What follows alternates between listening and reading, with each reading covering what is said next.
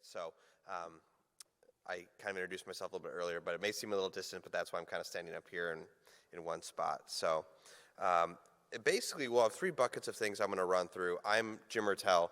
I am the Dean of Athletics and Activities here at Sun Prairie East. Zoe's right down here in front.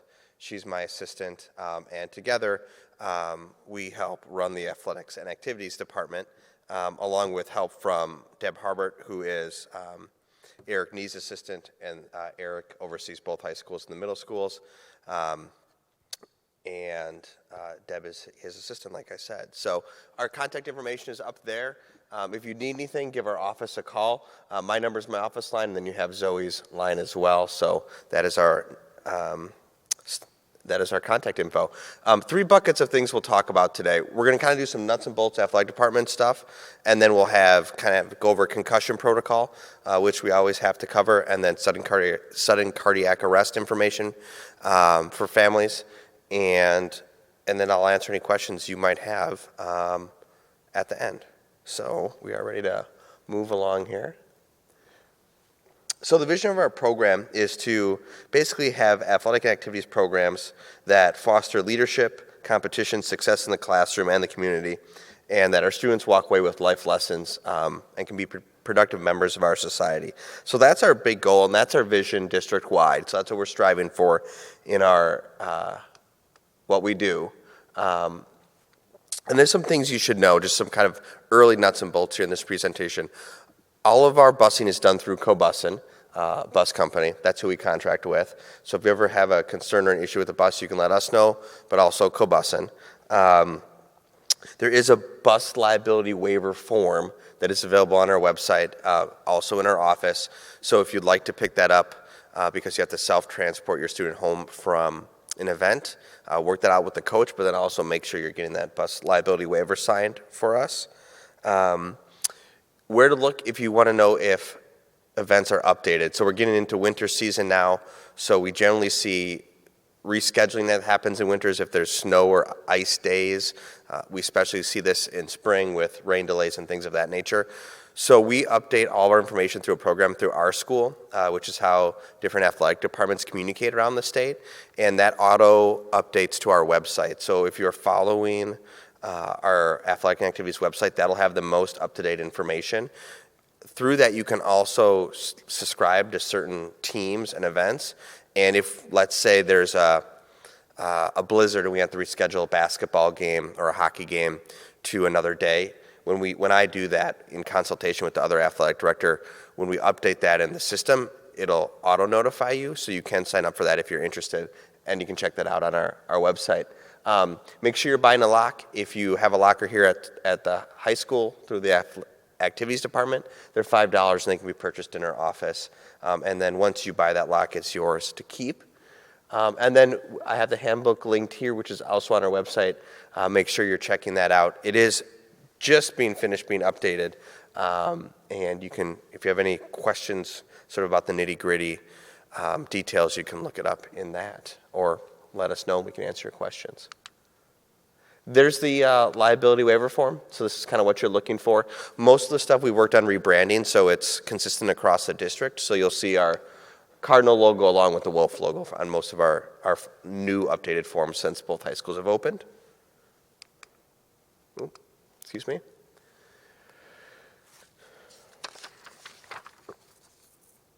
So where can you find the info? Stop in our office, check our website. The WI website is also a good resource if you have any questions about things that maybe govern us here at the high school. And then nfhslearn.org is our national accrediting organization, and they also have information on their website if you're looking for info on concussions or sudden cardiac arrest and things of that nature. Our trainer is Ben Becker. His office is back in the locker rooms, kind of suite area. Ben gets here at about 2:45 every day, and he's usually here till around 5:30, although his hours are non-traditional in that he is supporting our events, football games, hockey games, basketball games, gymnastics meets, all of those things. So his contact info is there for you if you need it. He is contracted through UW Health. That's why you see the UW Health email, not a Sun Prairie Schools email. And that is information there if you should need it. So what is Ben's role? All right, the biggest thing is if there's an injury at an event, to help care for that injury, talk to parents and family members about next steps if another consultation is needed, working with athletes on preventing injury and especially coaches on injury prevention, helping rehabilitation when appropriate here at the high school, and then also helping with concussion education. So that's kind of a segue here into info about concussions. Any questions at all about some of the stuff in the beginning part? Everybody's good? Okay. I keep scrolling the wrong way here. Sorry. That's okay. I'll figure it out eventually. So things you should know about concussions. I'm going to cover symptoms, why concussions can be so serious, school concerns around concussions, some risk associated with concussions, and then what to do if you suspect you have a concussion. So concussions are just a form of mild traumatic brain injury, and they can be major traumatic brain injury as well. And so we see concussions, 1.6 to 3.6 million concussions occurring annually.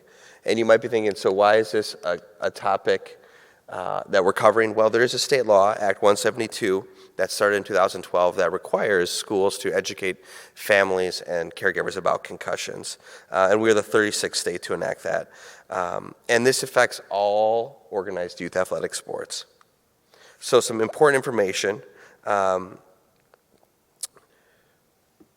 Basically, how many of you have registered online? Probably you've registered your students online. When you do that, there's a concussion form that you will sign online. And you probably, for those of you parents have done before, you recognize that. That's part of Act 172. And that's basically acknowledging that you've read and understand the information about concussions and that it is a risk. So when you sign that yearly or you register, that's sort of what you're doing.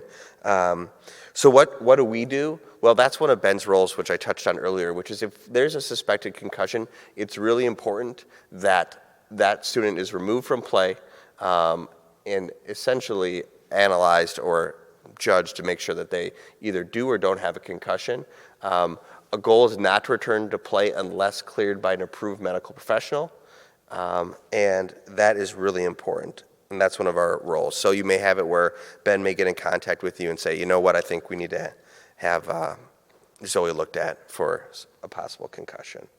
So some common symptoms: headache, nausea, dizziness, fatigue, and so on, sleepiness, drowsiness, irritability around light and sensitivity around light, and possible sleep problems.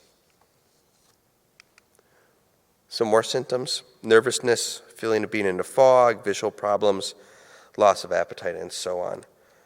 So parents and athletes, what do you do if you suspect someone has concussion? Be cautious. And the biggest thing for our student athletes is to inform someone.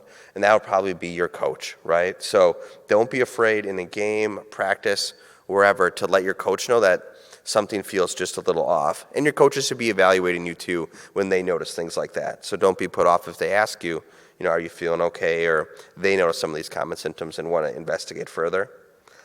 You may see restrictions around phones and TV, things of that nature. And some red flags: make sure you go to the emergency room. If you see vomiting, real severe vision changes, changes on the face and extremities, and things of that nature. I will say one caveat I'll put in here real quick for everybody as I scroll through here is, as an athlete, I also just want to mention my previous role was a dean of students. And so one thing that's important on the academic side as a student athlete is if you do have a concussion and there are restrictions around that, make sure you let someone at school know, myself, or maybe a counselor or student services, so that if there are accommodations we need to honor with your teachers, right, or around test taking and things of that nature, we can do that. We want to make sure if someone is a concussion too that we're following through on that academic side. So as an athlete, be honest, don't wait, and help communicate, and families the same for you. Let us know if we need to be doing stuff on the school side to help you get your student back to being healthy. Coaches, hold out if there's any question. Athletic trainer does the initial examination, and then we'll refer to a physician if needed. So that's kind of the concussion information. Again, part of what you sign when you sign up for an activity and specifically sport. Any questions on concussion info? No? Okay. All right. The next topic, health-wise, we just want to make sure we go over is sudden cardiac arrest. And this has come more to the forefront in recent years. And that is sort of a leading cause of death for young athletes while training or participating in a sport or competition. And this often happens with athletes that appear healthy, but may have an underlying medical condition they might not be aware of. So what we see with this is it often occurs suddenly without warning. It's an electrical malfunction of the heart, where it can't pump blood to the brain and lungs. The person will often lose consciousness, and if it's not treated right away, death can occur within minutes. So with sudden cardiac arrest, some things you may see: fainting or dizziness, unusual fatigue, chest pain, shortness of breath, nausea, vomiting, heart palpitations. And sometimes we do see where there could be a family history of this. One of the things that's really important, especially for our student athletes to be aware of, is the AEDs we have around the building and where they're located at.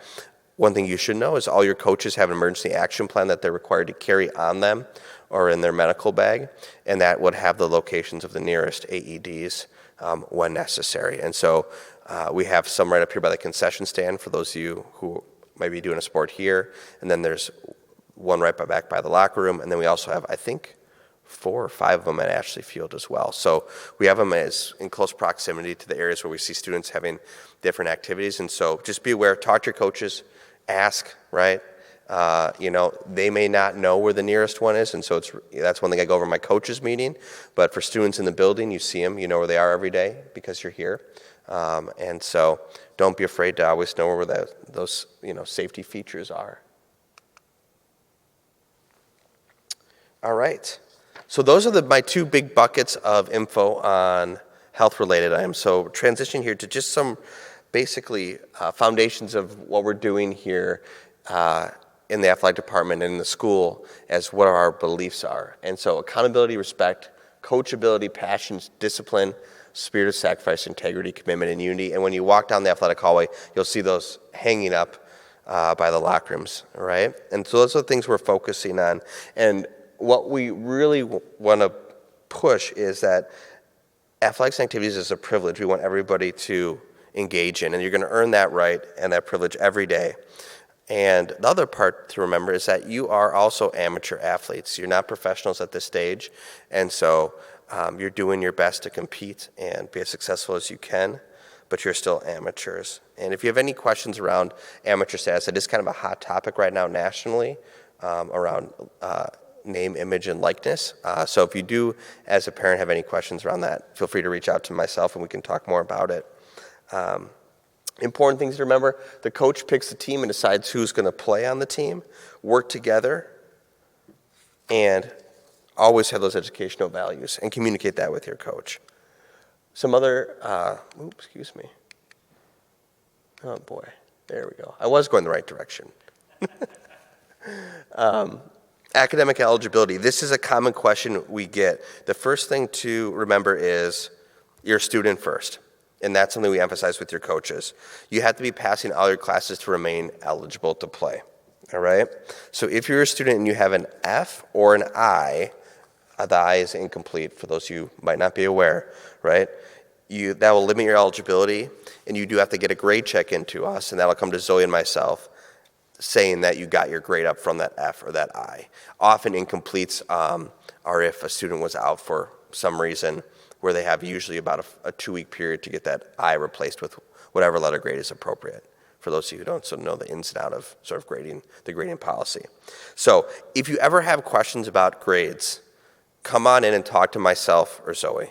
I can look up your grades. I was a social studies teacher for 6 years, so I'm pretty familiar with how the grade book works and things like that. So I'm always willing to help if you're confused or have questions, or if you need someone to reach out to a teacher because something's not making sense, right? So just talk to us about that so we can help you if you need it, all right? We want everybody to be eligible and be able to participate.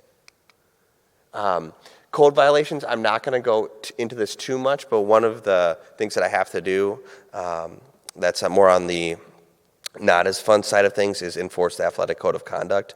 There's 4 different levels of that, and they can range from everything from a warning to being suspended for various things for a portion of your season. So, be a student first, as I said already, and then attendance is another important question that does come up. Parents, if you can, and caregivers, if you can, call by before 9 a.m. Let us know if your student will be out. And if you are out for being sick from school, you should also be out or probably too sick to go to practice. All right? So as you're interacting with your coaches and your other teammates, right, some things to keep in mind. Treat other people the way you want to be treated. Don't disrespect anybody on your team. I would say be real careful with social media and social networks.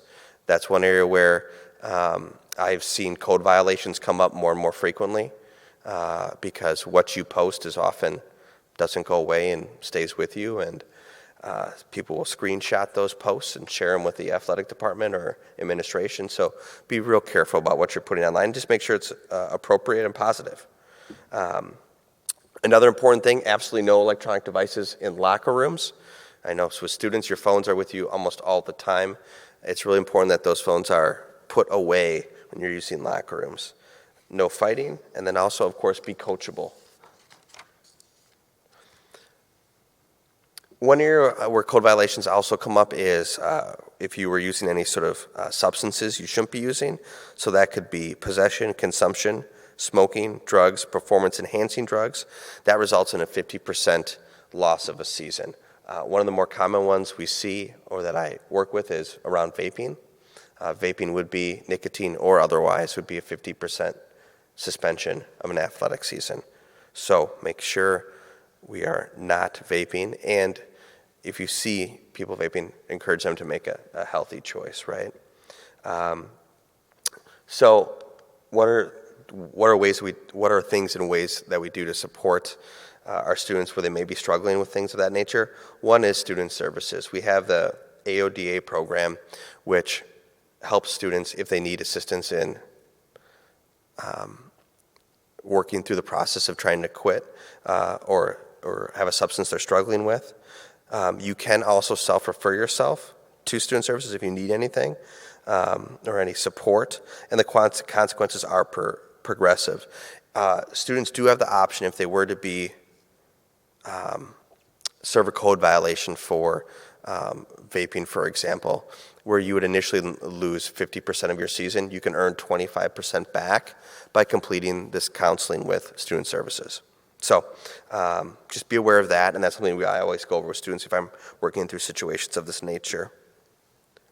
So integrity, own up to your actions, sportsmanship, tell the truth, see how your actions impact others, and what is the impact of your actions on the Sun Prairie community.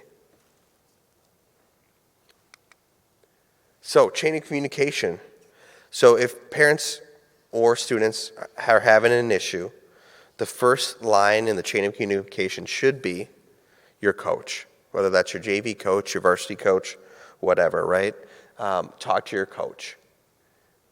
Next would be, if you're talking to your parent, right? Parent then would go and talk to the coach. Next step would be parent, student, coach, and myself if I were to get involved or need to be involved. And the biggest thing is to be respectful, try to be constructive as much as possible, and know when the best timing is to have those conversations. Often not right after a game or in the heat of the moment. One thing that will happen is if you get a hold of me, one of my first questions will be, how did your conversation with the coach go? Right? Because I'm going to want to know how my coach responded and where you're coming from as a family or as a student.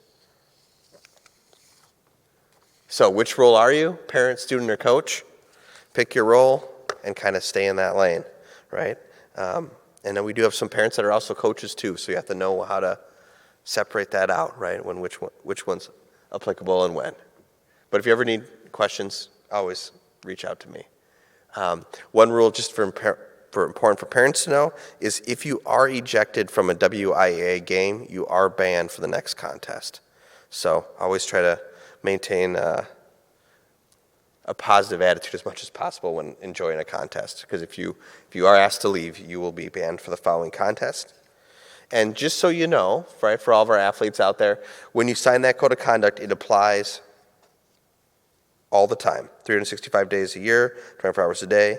Just follows common sense rules as it relates to being a student and showing responsibility. And that also applies to social media. All right. So what's our plan going forward? Well, this was the section where we were used to talk about splitting into 2 high schools. So that has since happened, so we don't have to cover that anymore. But to maintain our educationally based athletics, increase sportsmanship, work on more and more professional development with coaches, get more of our students to class and to stay in class. We'd like to start more leadership training with our student athletes, and see more academic success and student ownership. In our future goals, engage in more of that leadership work, continue to build student leaders, increase our academic success. And I'd say one of our other real big goals across both high schools is to increase participation, especially with 2 high schools now and more teams. We'd like to see more and more kids come out for programs at both high schools and keep on building that up. So that's another big goal and goal of myself. And then just a reminder that registration's online. So I'll just stop there. That's kind of the info. Any questions from anybody that I can answer?